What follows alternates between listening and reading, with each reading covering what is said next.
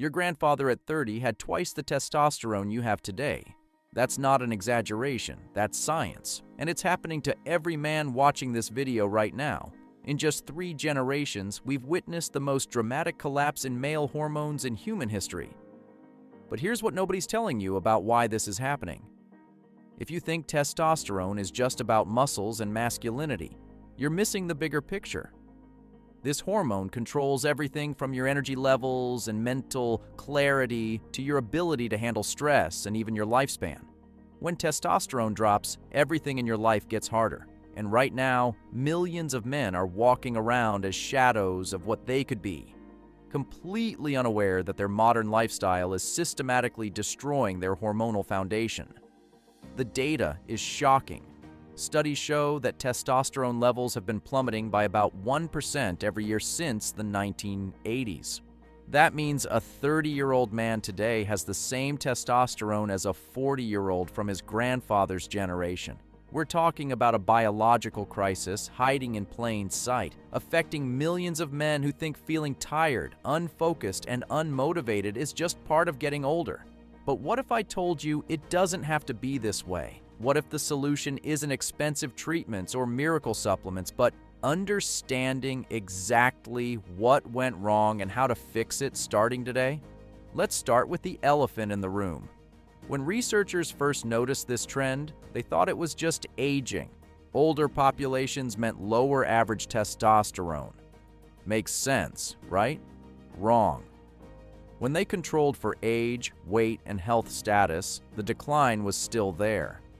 A healthy 25-year-old today has significantly lower testosterone than a healthy 25-year-old from 1970. Something fundamental changed in how we live. The first culprit is our food system. Your grandfather ate real food, meat from animals that grazed on grass, vegetables grown in nutrient-rich soil, and dairy from cows that lived normal lives. Today, we're eating industrially processed nutrition that barely resembles what humans consumed for thousands of years. The average American gets over 60% of their calories from ultra-processed foods loaded with chemicals, preservatives, and synthetic ingredients that didn't exist when your grandfather was young. Soy products have infiltrated everything from bread to protein bars. While moderate amounts might not be harmful, we're now consuming soy at levels that can interfere with hormone production. Then there's sugar.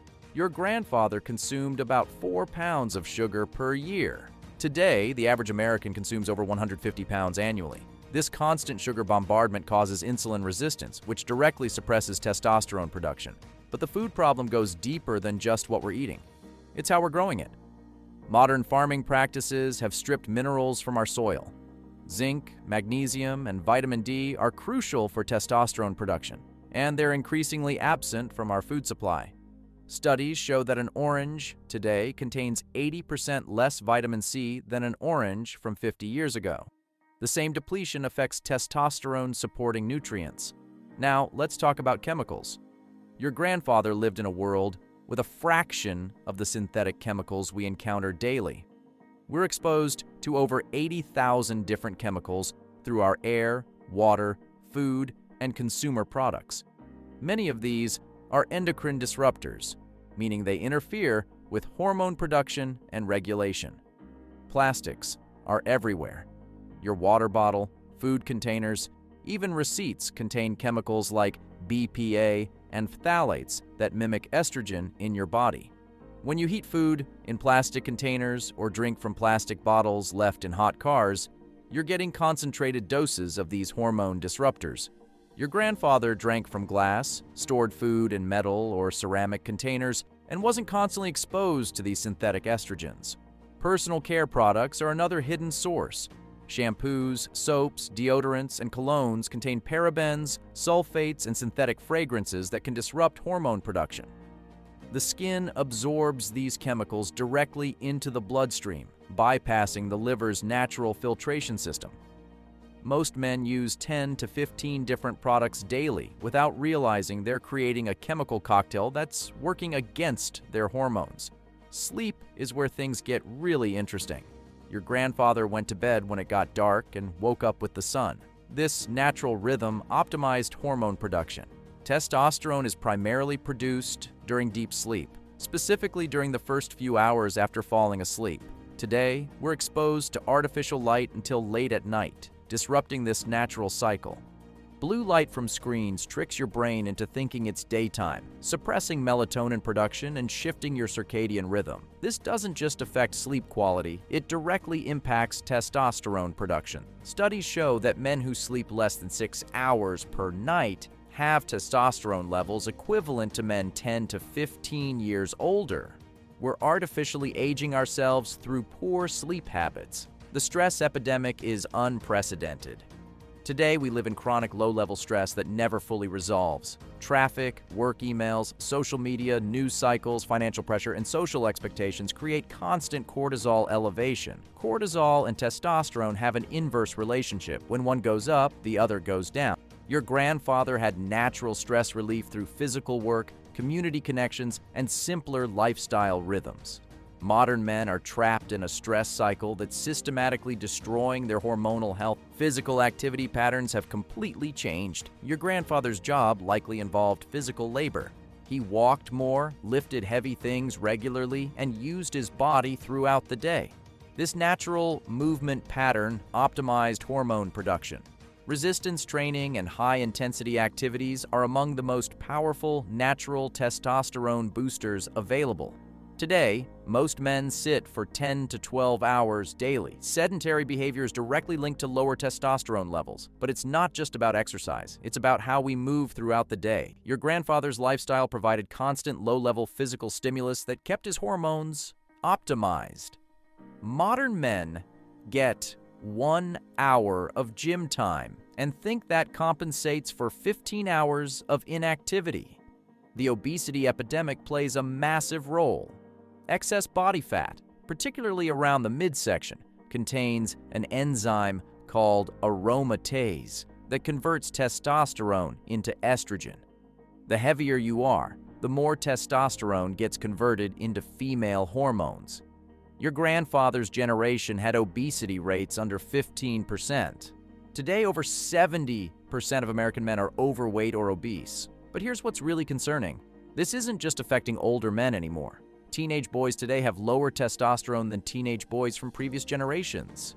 We're seeing delayed puberty, decreased muscle mass, and reduced bone density in young men who should be at their hormonal peak. This suggests the problem is accelerating and affecting men at younger ages. Social factors matter more than most people realize. Your grandfather had clear male role models, rite of passage experiences, and social structures that reinforced masculine identity. Today's men often lack these developmental experiences. Psychological factors directly influence hormone production. Men who feel purposeful, confident, and socially connected have higher testosterone levels than men who feel isolated or uncertain about their role. The pornography epidemic has created another layer of hormonal disruption. Easy access to unlimited sexual stimulation through screens has rewired the male brain's reward system. This can lead to decreased sensitivity to natural rewards, reduced motivation, and altered hormone patterns. Your grandfather's generation didn't have this constant artificial stimulation competing with real-world experiences and relationships. Now, let's talk solutions, because understanding the problem is only half the battle. The good news is that testosterone levels can be restored naturally through targeted lifestyle changes. Your body wants to produce optimal hormones. Start with your diet. Eliminate ultra-processed foods gradually. Focus on whole foods that your great-grandmother would recognize. Prioritize high-quality protein from grass-fed animals, wild-caught fish, and pasture-raised eggs. Get adequate healthy fats from sources like olive oil, avocados, and nuts. Healthy fats are literally the raw materials for testosterone production. Cut sugar dramatically and focus on complex carbohydrates from vegetables and fruits. Address chemical exposure systematically. Replace plastic food containers with glass or stainless steel. Filter your drinking water to remove chlorine, fluoride, and other chemicals. Choose organic produce when possible, especially for the dirty dozen list of most contaminated fruits and vegetables. Switch to natural personal care products without parabens, sulfates, and synthetic fragrances.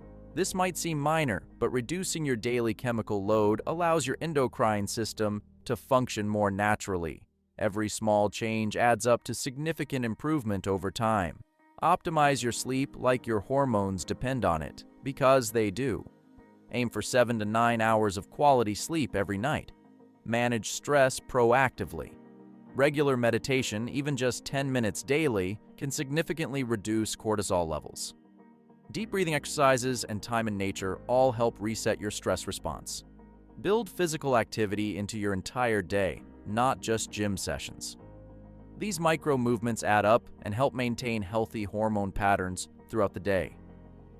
High-intensity interval training can boost testosterone more effectively than steady-state cardio. The transformation doesn't happen overnight, but most men start noticing improvements within 4 to 6 weeks of making these changes.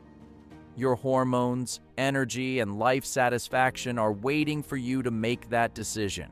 The question isn't whether you can change these patterns. The question is whether you will.